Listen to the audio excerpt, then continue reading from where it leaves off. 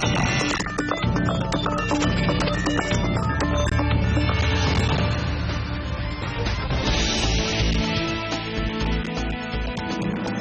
दरें बढ़ने का डर और क्रूड में गिरावट से डाउ S&P फिसले। निक्केई 1% नीचे। चीन, ताइवान और दक्षिण कोरिया के बाजार आज बंद। SGX निफ्टी में 1.4% की कमजोरी। रिलायंस कम्युनिकेशन और एयरसेल का हुआ मर्जर। नई कंपनियों में दोनों कंपनियों की होगी 50% हिस्सेदारी। बनेगी देश की तीसरी बड़ी टेलीकॉम कंपनी। 2016 में दुनिया की अब तक की सबसे बड़ी डील। जर्मन कंपनी बेयर ने मोनसेंटो को $66 अरब में खरीदा। दुनिया की सबसे बड़ी सीड कंपनी बनने की तैयारी। और टाटा डोकोमो की लड़ाई में आया नया मोड़। एनफोर्समेंट डायरेक्टरेट कर रहा है विदेशी नियमों की अनदेखी की जांच। टाटा की सफाई, फेमा नियमों का उल्लंघन नहीं किया। और सरकार का घरेलू ब्लैक मनी निकालने का सपना हो सकता है चकनाचूर। इनकम टैक्स डिक्लेरेशन स्कीम के तहत अब तक महज 1000 करोड़ रुपए ही निकले। CNBC आवाज एक्सक्लूसिव।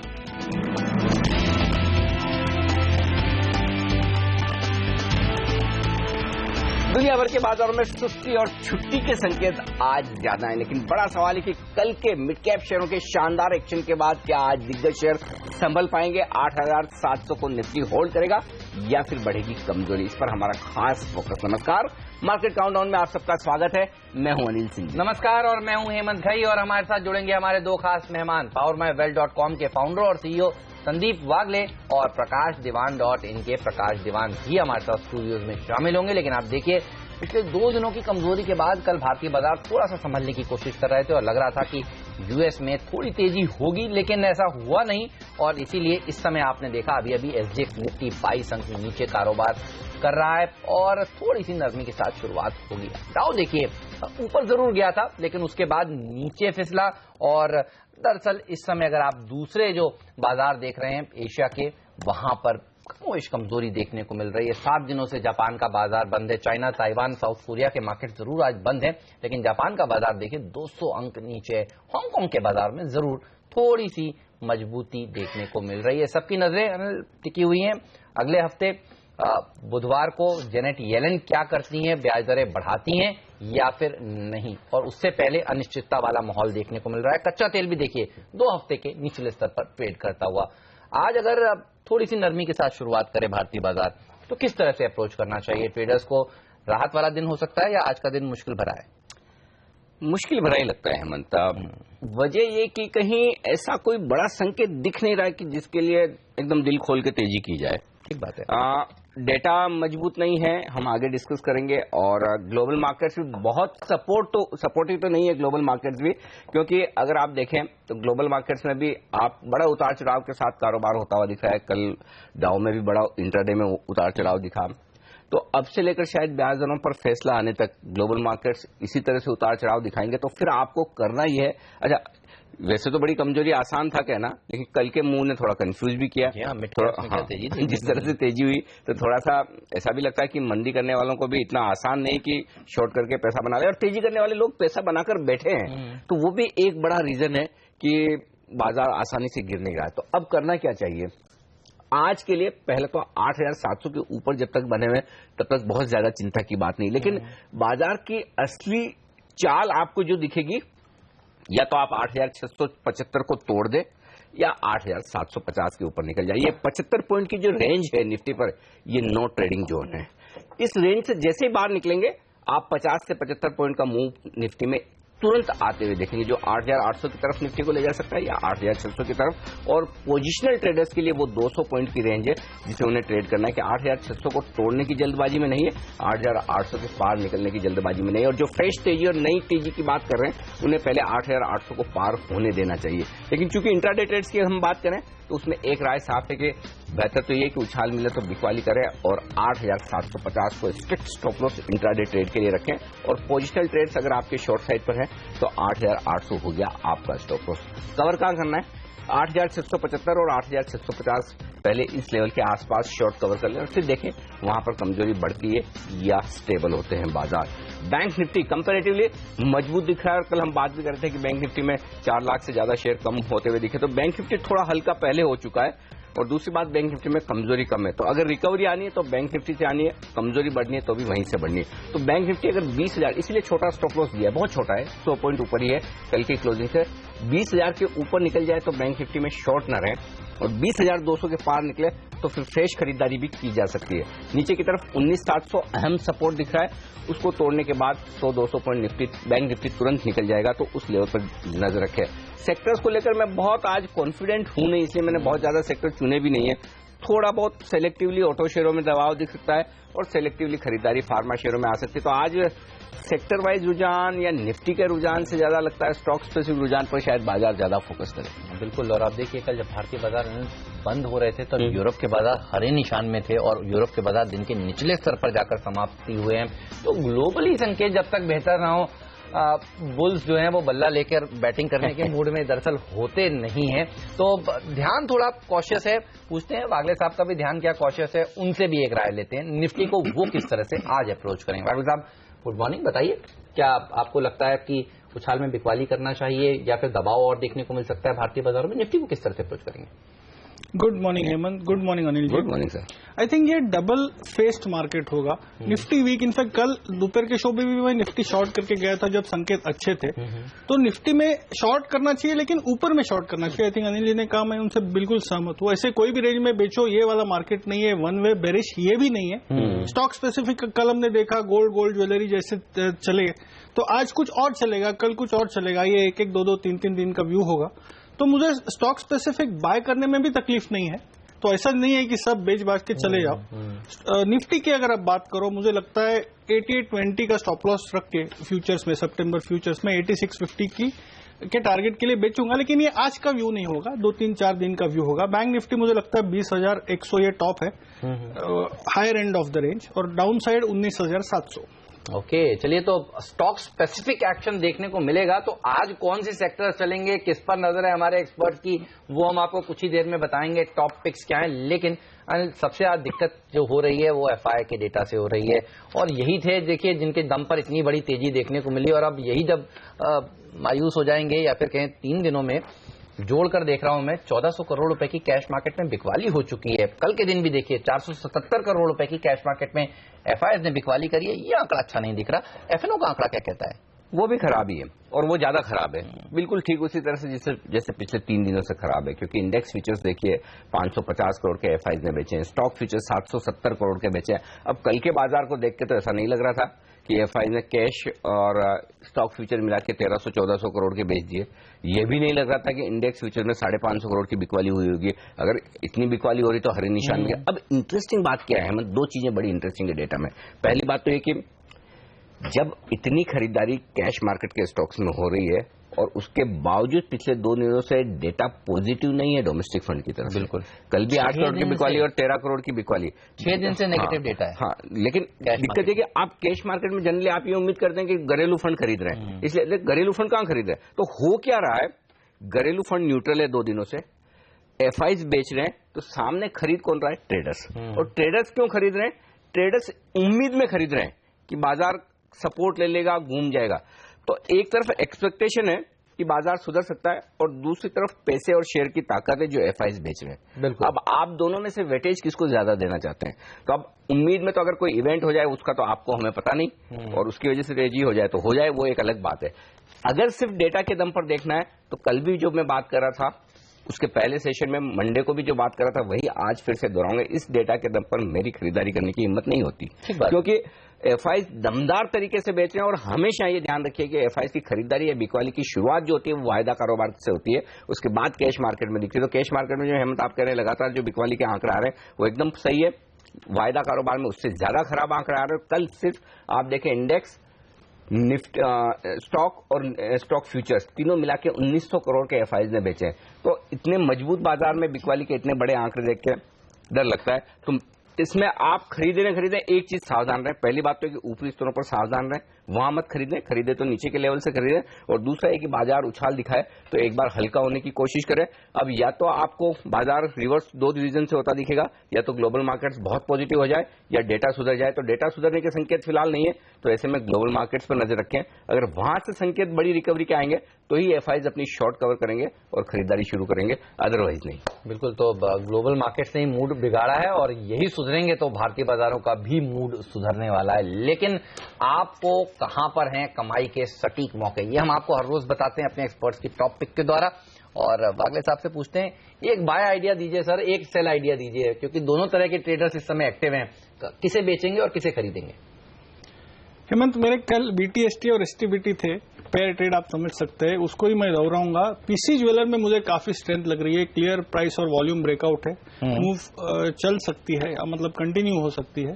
तो मैं ये 504 के स्टॉप लॉस से बाय करने की सलाह दूंगा। टारगेट होगा 540 जो 1 या 2 या 3 दिन में आ सकता है।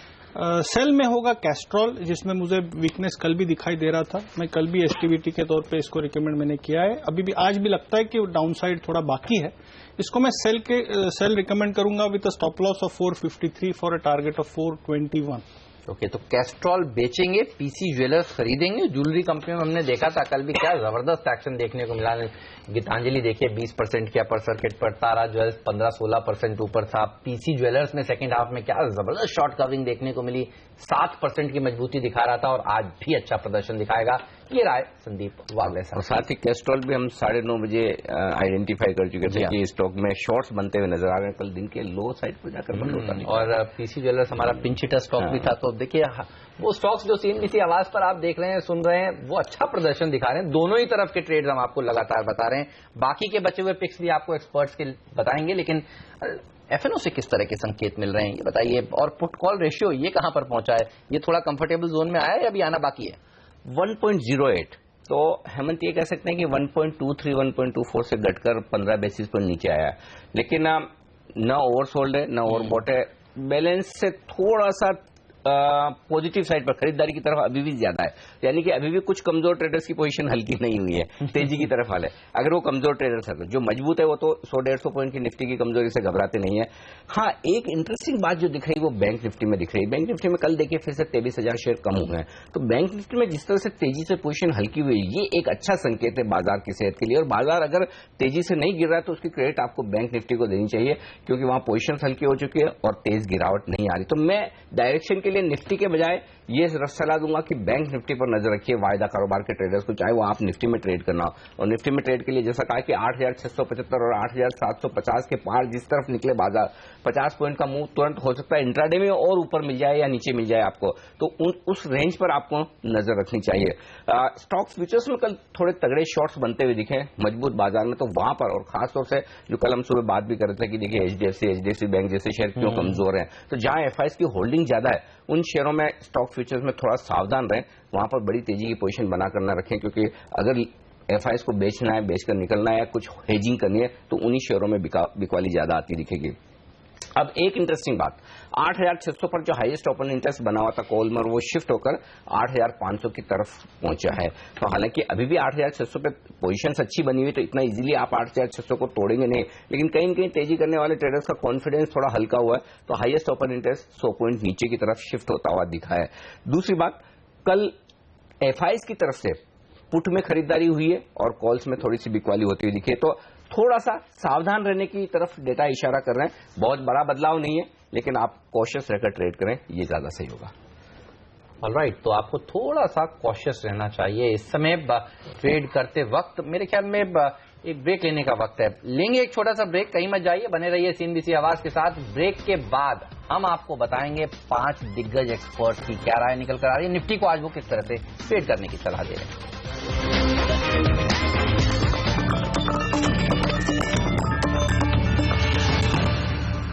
स्वागत है आप सभी का सीएनबीसी आवाज पर। आप देख रहे हैं मार्केट काउंटडाउन। वक्त हो गया अब ये जानने का कि 5 टेक्निकल एक्सपर्ट्स आज निफ्टी को किस तरह से ट्रेड करने की राय दे रहे हैं। और तेजी में सुमित बगड़िया 8,800 तक जा सकता है, निफ्टी 8,690 का एक स्टॉप लॉस भी रखना चाहिए। ओके, और यहाँ पर राय मुदित गोयल की भी है, खरीदारी की ही 8,820 उनका लक्ष्य, 8,680 पर स्टॉप लॉस लगाएंगे। और विकास सालुंखे निर्मल बैंक सिक्योरिटीज के भी तेजी में ही है आज, उनको लगता है कि 8840 तक जा सकता है निफ्टी, 8,670 का स्टॉप लॉस भी रखना चाहिए। और साफ तौर पर खरीदारी की राय कृणाल दायमा की तरफ से 8,800 के आसपास के लक्ष्य उनके, और 8,670 स्टॉप लॉस का लेवल सेम। चलिए, तो 4 एक्सपर्ट बुलिश, लेकिन देखिए 5वें एक्सपर्ट जेके दोषी jkdviewpoint.com के बेरिश, उनको लगता है 8,640 तक लुढ़क सकता है निफ्टी, 8,760 का स्टॉप लॉस भी रखना चाहिए। तो 5 में से 4 बुलिश और 1 एक्सपर्ट बेरिश। तो लेवल्स जो नजर आ रहे हैं निफ्टी पर सपोर्ट के लिहाज से बहुत साफ रेंज है, 8,660 से लेकर 8,690, ये 30 पॉइंट की रेंज है, स्ट्रॉन्ग सपोर्ट। और ऊपर की तरफ पहले 8,760 को पार करना होगा जरूरी, और उसके बाद 40 पॉइंट पर 8,800 का लक्ष्य हासिल होता हुआ दिख सकता है। तो इन रेंज पर रखें नजर, लेकिन 5 में से 4 एक्सपर्ट की राय निफ्टी पर तेजी की तरफ। ओके, ये तो बात हुई 5 एक्सपर्ट्स की राय, लेकिन आइए अब आपको बता देते हैं 5 का पंच क्या है, यानी 5 स्टॉक्स जो आज फोकस में रहने वाले हैं खबरों के दम पर सुर्खियों में।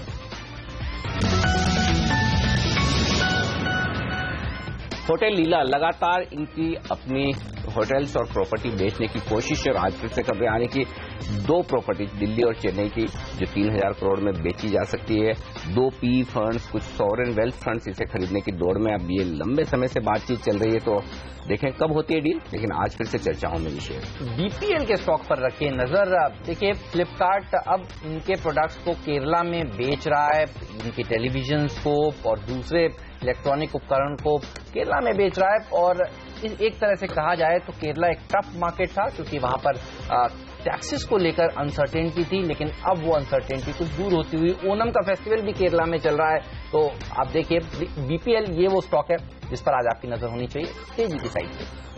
ओएनजीसी, एक जानी मानी अंतर्राष्ट्रीय ऑयल कंपनी रोजनेफ्ट के साथ इन्होंने मिलकर वैंकोर नेफ्ट, एक और कंपनी है इसी स्पेस की ऑयल एंड गैस की, उसमें 11% हिस्सा खरीदने के लिए करार किया है। और नजर रखिएगा टाटा पावर पर भी, कुछ ही दिन पहले इन्होंने अनाउंस किया था कि वेल्सपन के रिन्यूएबल एनर्जी कारोबार को ये खरीदना चाहते हैं। वो डील भी हुई और वो डील अब पूरी हो चुकी है। तो अब देखिए, जो रिन्यूएबल कारोबार है वो करीब करीब 10,000 मेगावाट का इनका कारोबार पहुंच गया है। तो टाटा पावर अब तेजी से रिन्यूएबल क्षेत्र में और अपनी पैठ बनाती है। GSPL, Jindal steel and power, इस स्टॉक पर रखिए नजर, और यहां पर खबर है कि ऑस्ट्रेलिया में इन्होंने अपना कोयले का उत्पादन है वो बढ़ाया है, और मोजाम्बिक में अपना उत्पादन शुरू करने की योजना पर फिर से काम किया है। लेकिन साथ ही एक बड़ी खबर और जीएसपीएल के जो अहम है वो ये कि कल के ओपन इंटरेस्ट में कमी के बाद ये शेयर वायदा कारोबार के बैंड से बाहर आ चुका है। तो देखते हैं आज खबरों का दम और बैंड से बाहर आने का एक्शन किस तरह से स्टॉक प्राइस पर असर डालता है। तो ये शेयर भी होगा रेडास।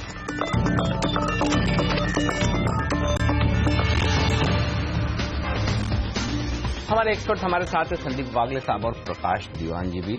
आप दोनों का स्वागत है। सर, सीधे बताइए, आज के लिए आपकी टॉप ट्रेडिंग पिक कौन सी? स्टॉक बताइए जो दमदार प्रदर्शन दिखाया हर बार की तरह। हर बार हमने तो लंबी अवधि के लिए ढूंढते हैं, तो दमदार प्रदर्शन भी लंबी अवधि में ही आएगा। लेकिन ये कंपनी जो मैंने चुनी है, ये मुझे ये लग रहा है कि अब जो थीम थोड़े कम होते जा रहे हैं कि किसमें वैल्यू अभी भी लोगों को मिलती है, तो ये कंजम्पशन का थीम जो रहा है कैपिटल गुड्स का, इसमें लॉयड इलेक्ट्रिक इंजीनियरिंग चुनी है।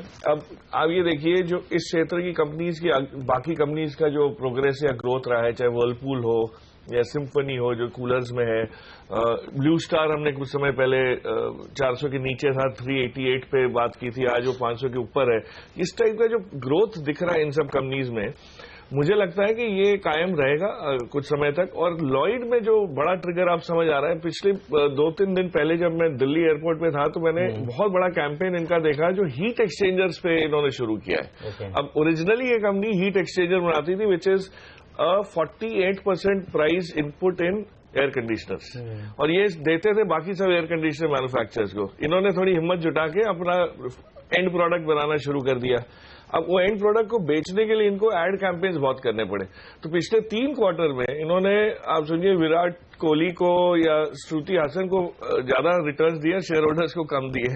लेकिन वो जो कैंपेन हुआ उसकी कॉस्ट की वजह से थोड़ा सबड्यूड रहा था क्वार्टर, दोनों क्वार्टर पिछले इनके थोड़े वीक रहे। पर अब अगर ईपीएस ग्रोथ देखें और आगे चल के कहीं ना कहीं डीमर्जर अगर होता है इस बिजनेस का, तो वैल्यू अनलॉकिंग मेरे हिसाब से बहुत अच्छी हो सकती है। एज कम्पेयर टू पीयर्स थोड़ा सा रीजनेबल भी है प्राइस में। पी मल्टीपल देखें तो ये 16-17 का है, जबकि बाकी लोग 30 के ऊपर है। इसके अलावा इसकी बुक वैल्यू देखिए करीब 210-212 है, और आज आपको स्टॉक 250 का मिल रहा है। तो you are not even overpaying for something like this. तो मेरे हिसाब से ये बढ़िया वो बन सकता है। 9 से 12 महीने में आपको एटलीस्ट 40% रिटर्न इसमें मिल सकता है रफली। बट 333 का एक आंकड़ा मैंने रखा है, याद रहता है इजीली इस वजह से। But it's a good presence in this space, तो इसको देखा जा सकता है लॉन्ग टर्म इन्वेस्टमेंट के लिए। चलिए, तो 9 से 12 महीने में यानी 1 साल में 333, ये आंकड़ा याद रखिएगा। ये है टारगेट प्रकाश दीवान साहब का इस शेयर पर। यहां पर आज नजर आपकी होनी चाहिए। लेंगे ब्रेक के बाद आपको बताएंगे ब्रोकरेज हाउसेस का क्या मानना है। रिलायंस कम्युनिकेशन ने जिस तरह से डील की है उसके ऊपर ब्रोकरेज हाउसेस का क्या व्यू निकल कर आ रहा है, और साथ ही बाकी के स्टॉक्स कौन से हैं जहां पर ब्रोकरेज हाउसेस बुलिश या बेयरिश हैं, सब पर बात होगी ब्रेक के बाद।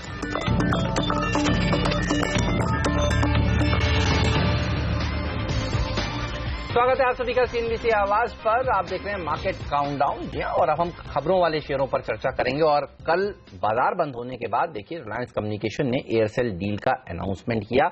अब ये दोनों कंपनियां मिलकर सब्सक्राइबर्स के, अगर आप दोनों के जोड़ें तो करीब 19% मार्केट शेयर है इनके पास। तीसरे बड़े सब्सक्राइबर हो जाएंगे और चौथा सबसे बड़ा रेवेन्यू के लिहाज से इनके पास शेयर आएगा 13 से 14% का। लेकिन ब्रोकरेज हाउसेस का क्या व्यू बन रहा है इस डील के बाद? चलिए सीए चलते हैं नियति के पास और जानते हैं ब्रोकरेजेस कैसे देख रहे हैं इस डील को। नियति बताइए। ब्रोकरेजेस बिल्कुल खुश नहीं है इस डील से। जिस तरह से ये पैन आउट हुआ है, ये एक मोस्ट लीवरेज कंपनी होगी ऐसा मानना है ज्यादातर ब्रोकरेजेस का। कोई रेजिडुअल ऑपरेशंस नहीं है, तो एयरसेल के डेट का आगे चल के क्या होगा, किस तरह से उसको ये निपटाएंगे, ये देखने वाली बात होगी। अंडर परफॉर्म का रेटिंग दे रहा है क्रेडिट स्विस। 40 रुपए का इनका लक्ष्य है, जो कि मौजूदा भाव से 22% का डाउनसाइड दिखा रहा है। प्राइमरी सिनर्जीज तभी आ पाएंगी जो ये ओपेक्स का रैशनलाइजेशन कर पाएंगे।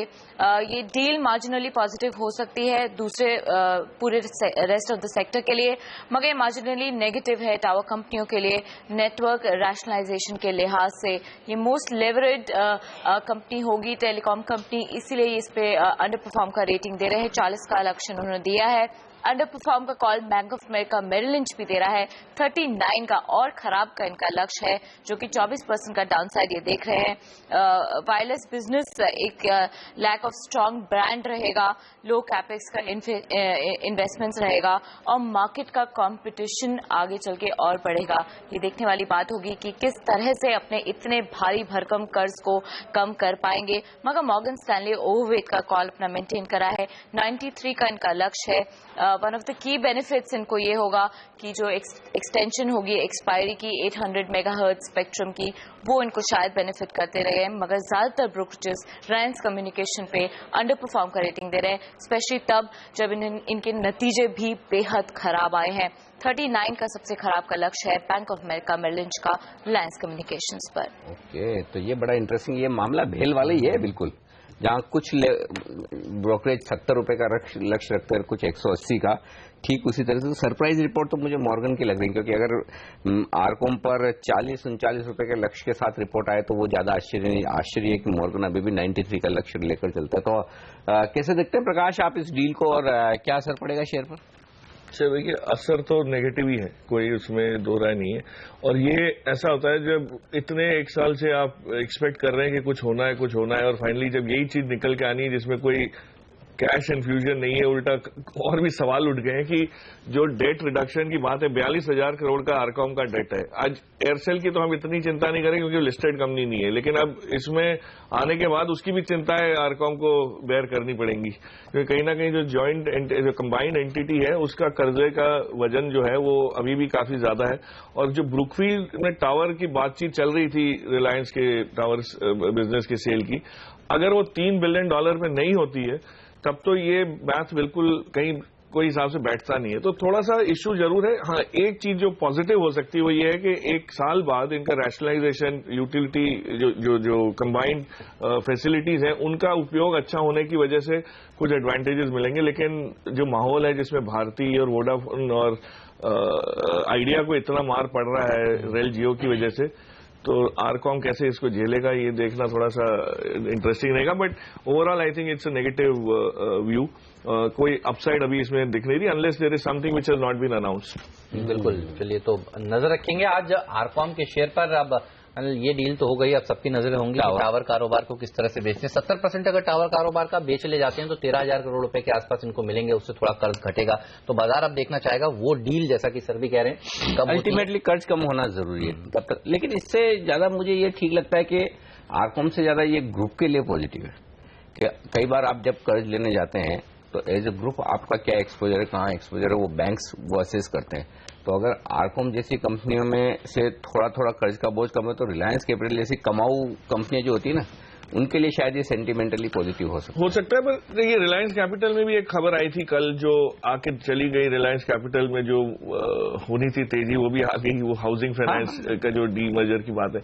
और जिस दिन ये लिस्ट होगा जो हाउसिंग फाइनेंस का आम है, हिस्टोरिकली रिलायंस की कोई भी ग्रुप कंपनी लिस्टिंग जब हुई है तो मार्केट का टॉप, इंटरमीडिएट टॉप बना है। तो अगर मतलब इस ग्रुप की बात कर रहा हूं मैं, अब अगर ये हाउसिंग फाइनेंस कंपनी को भी अलग से लिस्ट करने की जो बात हुई है करें, क्योंकि देखिए आज तो बैलेंस शीट में है ही है, लोगों को उसका फायदा अभी भी आरकेएफ में मिल रहा था, कोई ऐसा वो नहीं। हम कल यही बात कर रहे थे, फ्री जैसा कुछ नहीं है, आप ही का शेयर आपको मिल रहा है। लेकिन अब एक दो नाम मिल रहे हैं, सो उस वजह से अब अगर उसका आईपीओ आता है, जब भी लिस्टिंग होती है तो वो मतलब एक हिस्टोरिक वो बता रहा हूँ, ये नहीं कह रहा कि हर बार होना जरूरी है। तेजी हो चुकी होगी और तेजी आप देखिए होनी शुरू हो भी चुकी है। इस खबर के आने से पहले तेजी हुई, कल जब खबर आई तब भी 8-8.5% रिलायंस कैपिटल में एक अच्छी रैली देखने को मिली। लेकिन एनबीसीसी, यहाँ एक्सपेक्टेशन थी अच्छे नंबर्स आएंगे, निराशा हाथ लगी है। सीएससी के नंबर्स आए और येस बैंक, ये कुछ और ऐसे स्टॉक्स हैं जो पिछले कुछ दिनों से फोकस में हैं। इस पर ब्रोकरेज हाउसेस का नियति क्या कहना है?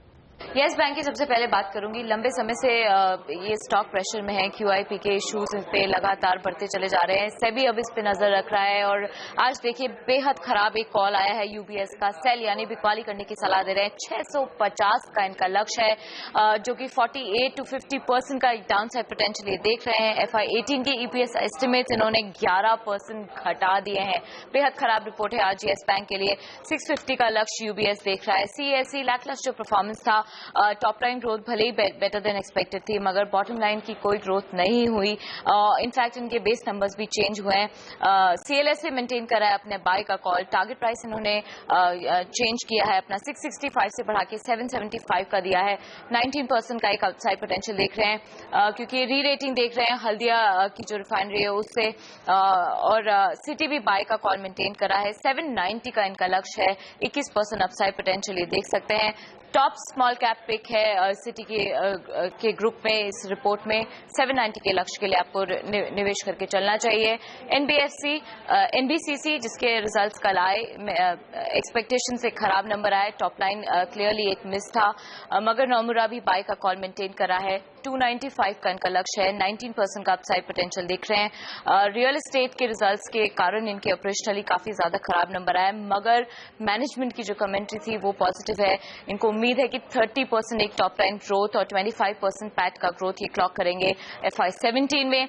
ऑर्डर बैकलॉग काफी ज्यादा स्ट्रांग है, 72,000 करोड़ का इनका एक ऑर्डर बैकलॉग है, ये एक पॉजिटिव है, इसलिए निवेश करने की आपको सलाह दे रहे हैं। 295 का लक्ष्य है नोमुरा का एनबीसीसी पर। तो ये है राय इन तमाम शेयरों पर। लेकिन इन शेयरों पर हमारे एक्सपर्ट्स क्या राय रखते हैं और इन स्टॉक्स पर आज किस तरह का एक्शन होगा, इन सब पर करेंगे बातचीत एक छोटे से ब्रेक के बाद।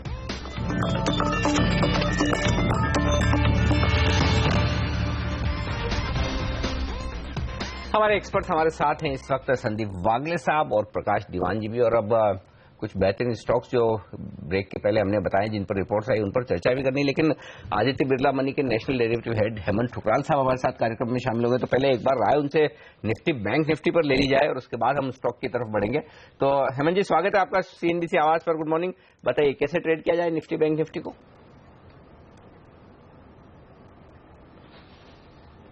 गुड मॉर्निंग अनिल जी। अनिल जी, मेरे हिसाब से जो मेन इंडाइसेस है निफ्टी, वो थोड़ा सा कंसोलिडेशन फेज में आ गया है। मुझे बहुत ज्यादा मंदी यहाँ से नहीं नजर आ रही है। मुझे नहीं लगता बाजार 8650 को इतनी आसानी से तोड़ पाएगा। उसका अहम रीजन 86 पुट राइटर्स जिस तरह से पोजीशंस एक्यूमुलेट कर कर अपनी जगह पे खड़े हुए हैं और अब 60 लाख के करीब का ओपन इंटरेस्ट हो गया है, तो मेरे ख्याल वो एक बहुत ही इंपॉर्टेंट जोन उभर कर आएगा सपोर्ट का। और उसी तरह से सामने मुझे अब 89 भी क्रॉस होता हुआ इतना आसानी से नहीं लग रहा है। वो उसका भी मेन रीजन है जिस तरह से पिछले 2 दिनों में हमने कॉल राइटर्स को जुड़ते हुए देखा है 9000 और 89 पर, और थोड़ा सा एफआईज डेटा भी अगर आप देखें तो प्रॉफिट टेकिंग की तरफ आ रहा है पिछले 3 दिनों से। तो मुझे ऐसे लगता है कि निफ्टी थोड़ा सा कंसोलिडेशन फेज में आया है। हमने जो रिकमेंड किया है वो है कि एक ऑप्शन स्ट्रैटेजी जिसको हम शॉर्ट स्ट्रैंगल कहते हैं, जिसमें हम 8600 का पुट और 89 कॉल दोनों बेचने की सलाह दे रहे हैं। इसमें 80 से 84 रुपए का प्रीमियम आ रहा है और आप इसमें स्टॉप लॉस रखिए या तो 86 या 89, अगर आइदर साइड ब्रेक होता है तो ही इस स्ट्रैटेजी से बाहर निकलिए। हमें ऐसे लगता है कि अब जब तक फेड पॉलिसी नहीं आती, यानी 22 तारीख से तक ये मार्केट इसी जोन में रहेगा, तो मुझे ऐसे लगता है कि ये 40 से 42 रुपए में ये जोड़ी जो है आप प्रॉफिट बुकिंग कर सकते हैं। जहां तक बैंक निफ्टी की बात रह गई, वहां हम ज्यादा बुलिश हैं। उसके 2 मेन रीजंस हैं। पहले ये कि बैंक निफ्टी ने जो हायर बेस टच किया था, यानी 19500 जो एक ब्रेकआउट लेवल है, वो अभी तक उसने स्थिर रखा हुआ है, उसके ऊपर ट्रेड कर रहा है। और कल 19700 में काफी पुट राइटिंग हमने देखने को मिली है। तो बहुत सही जो चार्ट्स हैं वो बिल्कुल सही डायरेक्शन दिखा रहे हैं कि ये जो सेक्टर है ज्यादा स्ट्रांग लग रहा है। तो इसमें हमने बाई की सलाह दी है। 19700 का आप स्टॉप लॉस रखिए, 19730 का टेक्निकल लेवल है और हमें ऐसे लगता है कि 20250 से 20300 का लेवल हमें देखने को मिल सकता है। तो बैंक निफ्टी में हम ज्यादा बुलिश है निफ्टी से। ओके, तो बैंक निफ्टी ज्यादा अच्छा प्रदर्शन दिखा सकता है, यहां पर आपकी तेजी की राय होनी चाहिए, तेजी का सौदा आप यहां पर लगा सकते हैं। लेकिन एक स्टॉक यस बैंक, इसके लिए देखिए एक के बाद एक बुरी खबरें आ रही हैं। इतना बड़ा QIP करने की योजना थी, वो नहीं हो पाई, वापस लेना पड़ा। कंपनी कह रही थी कि जो नियम है सेबी ने वो बदल दिए हैं। अब तो सेबी खुद ही जांच कर रही है कि हमने तो कोई नियम चेंज किए नहीं थे। कंपनी है, बैंक ऐसा क्यों कह रहा है? राणा कपूर साहब का वो स्टेटमेंट था। और अब UBS कह रहा है 650 तक के टारगेट, यानी यहां से आधा हो सकता है ये स्टॉक। ये चौंका देने वाली रिपोर्ट है साफ तौर पर। कल जरूर संभला था, लेकिन इससे पहले लगातार वन साइड गिर रहा था ये शेयर। बिल्कुल, 4 दिनों से गिरने के बाद कल चलिए सारे बैंक्स में शॉर्ट कवरिंग आई, लेकिन 650 का टारगेट, वो भी निफ्टी का स्टॉक है। तो ऐसा नहीं कि अब कोई ये मिड कैप शेयर है तो बड़े एग्रेसिव नीचे के टारगेट है। तो ये इंटरेस्टिंग होगा कि UBS ने ऐसा क्या देखा है। प्रकाश, ये थोड़ी चौंकाने वाली रिपोर्ट है। बिल्कुल है सर। और ये इससे लोगों को एक डर बैठ जाएगा कि कोई चीजें जो बढ़ती हैं, जो बहुत ज्यादा बढ़ती हैं, तो उसमें गिरावट भी इतनी ज्यादा आती है। इसका एक माहौल जो है दहशत का वो बन जाता है। बट UBS ने जो पॉइंट आउट किया है, मैं वो देख रहा था कि उन्होंने ये कहा है कि जो ग्रोथ इन्होंने की है 66% की जो फी बेस्ड इनकम की, वो सस्टेनेबल नहीं है। तो वो अगर गिर के 20% पे आ जाती है तो एक तो बहुत बड़ा झटका वहां रहता है। दूसरा, येस बैंक का जो AQR के बाद जो साइकिल शुरू हुआ क्लीन अप का, वो इसकी शुरुआत है, ये क्लोजर नहीं है। तो अभी भी कई, और एक चीज याद रखिएगा, सबसे बड़ा एक्सपोजर येस बैंक का टेलीकॉम क्षेत्र में है। अगर आइडिया के डेट की आप लिस्ट देखें 37,500 करोड़ के डेट में, तो सबसे अच्छा बड़ा नाम इनका है और इंडसइंड बैंक का है। तो इस टाइप की बैंक से जब कोई एक सेक्टर या एक कंपनी में इतना वजन रहता है और उस कंपनी या सेक्टर में थोड़ी सी वो आती है, रिस्क फैक्टर्स बढ़ते हैं, तो ये काफी बड़ा इशू हो सकता है। तो I think there must be something. अब 650 का टारगेट देना है वो तो मेरे पास की बात नहीं है कैलकुलेट करना, पर दबाव रह सकता है, ये बिल्कुल साफ जाहिर है। और आज सेबी की इंक्वायरी जो सेबी ने ऐलान किया है, उसके बाद भी थोड़ा सा एक नेगेटिव सेंटीमेंट रह सकता है इसमें, क्योंकि QIB तो मदरसन सुमी का भी आया, बिल्कुल उनमें तो नियमों में कोई क्लोज हो गया बड़े कंफर्टेबली। तो ये 30% की ग्रोथ की बात जो राणा कपूर साहब कर रहे थे कि हम ये नया पैसा आने के बाद हम 30% की ग्रोथ दिखाएंगे साल दर साल, अब वो नहीं होगी, क्योंकि UBS भी यही कह रहा है कि देखिए 11% की तो वो EPS एस्टिमेट घटा रहे हैं। मुझे एक चीज सरप्राइजिंग लग रही थी कि जब सेबी के फीस में इनकम कहाँ से आती है आपकी, जनरली एडवाइजरी से आती है। अगर सेबी की गाइडलाइंस पता ना हो ढंग से तो एडवाइजरी की 66% की ग्रोथ की इनकम में ये थोड़ा सरप्राइजिंग लगता है, राइट? इंटरेस्टिंग। चलिए चार्ट्स में कितना गिरेगा फटाफट बता दीजिए वागले साहब आप भी। अनिल जी, पैटर्न तो बहुत बेरिश बन रहा है क्योंकि मंथ अभी कंप्लीट नहीं हुआ। मैं थोड़ा लॉन्ग टर्म की बात करूंगा, अगले 2 या 3 महीने। मुझे लगता है 1050 का मैं टारगेट दे सकता हूं, और ऑन द अप साइड 1300-1320 बहुत स्ट्रगल करेगा ब्रेक करने के लिए, तो उसके आसपास जाता है बेचना चाहिए। 1050 यानी यहाँ से 200 रुपए और ये शेयर निकल सकता है, तो नजर रखिएगा। फिलहाल यहाँ तेजी तो बिल्कुल नहीं करनी चाहिए, ये राय साफ निकल कर आ रही है। लेंगे ब्रेक के बाद रजत बोस भी हमारे साथ जुड़ेंगे और हम चर्चा करेंगे अशोक लेलैंड के स्टॉक पर। देखिए, हिंदुजा फाउंड्रीज जो घाटे में चल रही कंपनी थी उसको इन्होंने अपने साथ मर्ज किया है, और ये रिपोर्ट हमने आपको बताई भी थी कि हो सकता है ये कंपनी मर्ज हो जाए। मर्ज होने के बाद ईपीएस में कमी आएगी और क्या क्या हो सकता है इस मर्जर के बाद, इस सब पर बात करेंगे। अशोक लेलैंड के शेयर को आपको किस तरह से अप्रोच करना चाहिए। एक छोटा सा ब्रेक लेते हैं, ब्रेक के बाद चर्चा जारी रखेंगे।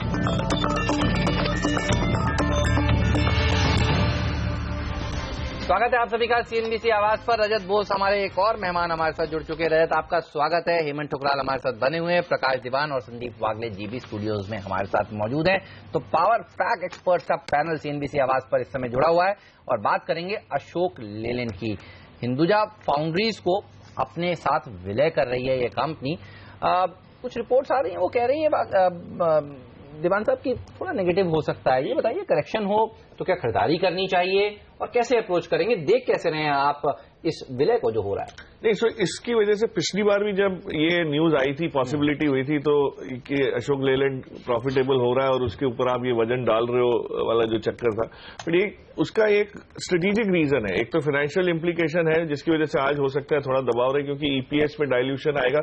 बट जो इनको अब दोनों की जब बैलेंस शीट मर्ज होगी तो थोड़ा कॉम्प्लिकेटेड इशू रहता है टैक्सेशन की वजह से, क्योंकि जो बेनिफिट्स लॉस मेकिंग कंपनी को है उसका फायदा ये लोग कितना ले सकते हैं। बट गिरावट में मेरे हिसाब से Ashok Leyland medium to long term buy है। उसके 2 कारण है सिंपल। एक तो इन्होंने कुछ समय पहले निसान की जो हिस्सेदारी थी इनके जेवी में मोटर पैसेंजर कार्स की, और आपको ख्याल हो तो एक बहुत बढ़िया गाड़ी एवालिया करके चलाते थे, मार्केट में थी, जो बंद हो गई है। वो वाला जो प्लेटफॉर्म था वो अब इनका पूरा हिस्सेदारी इनकी हो गई। निसान का जेवी में निसान ने हिस्सा इनको दे दिया है। तो आगे चल के पैसेंजर कार्स में जो प्रोडक्ट पोर्टफोलियो का एक्सपेंशन करना है वो अब ये लोग अपने हिसाब से कर पाएंगे और बिना कोई बड़ी कॉस्ट के कर पाएंगे। सेकेंडली, जो कमर्शियल व्हीकल का साइकिल है जो थोड़ा सा मंदा चल रहा है या हल्का सा ढीला डाला हुआ है, मुझे लगता है मेटल और माइनिंग को देखते हुए कि ये दिसंबर तक वापस इसमें बहुत अच्छा पिकअप आएगा, क्योंकि अप्रैल से BS4 कंप्लायंट व्हीकल्स लॉन्च होंगे जो थोड़े महंगे होते हैं। तो लोग नॉर्मली उससे पहले ले लेते हैं जो भी एक्विजिशन करने हैं, फ्लीट ऑपरेटर्स खास करके। तो वो इन्वेंट्री बिल्डअप आपको अक्टूबर दिसंबर वाले क्वार्टर में देखना शुरू हो जाएगा। तो I think by and large correction अच्छा खासा 115 से 85 रुपए पे आ गया है stock. It's offering much more value than it was.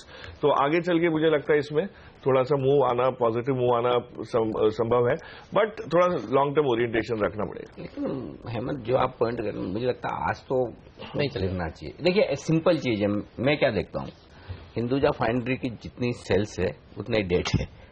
450 crore रुपए का डेट है और FY16 में 395 करोड़ रुपए का घाटा है। हाँ, तो लगभग वो मामला उतनी सेल्स कर रहा है जितना घाटा।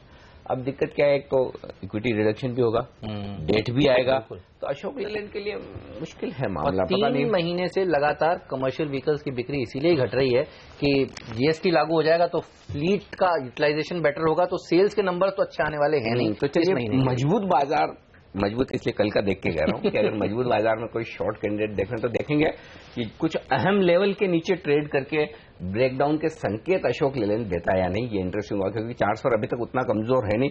चलिए लेंगे एक और ब्रेक, और इस ब्रेक के बाद तो बाजार का भरपूर एक्शन शुरू होने वाला है आपके लिए। रुपए की शुरुआत करेंगे, प्री ओपनिंग सेशन होगा, स्टॉक 2020 का अपडेट होगा और कंटिन्यूस ट्रेडिंग सेशन में ढेर सारे मौके कमाए के। SGX निफ्टी रिकवर करता हुआ अब महज 15 अंक नीचे लेकर आएंगे। पहला सौदा इस छोटे से ब्रेक के बाद।